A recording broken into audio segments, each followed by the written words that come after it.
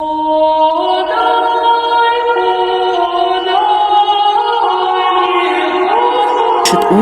духовник обители с более чем 20-летним опытом монашеского делания, письмо автору книги о старце Силуане, архимандриту Сафронию.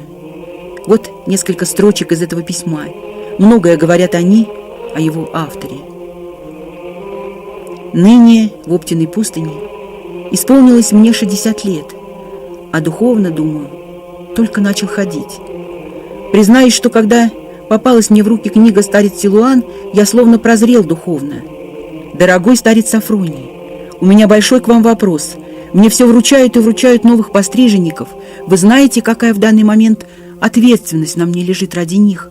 Вот как бы мне, зная свое место подчиненного, оказывать им помощь в духовном плане?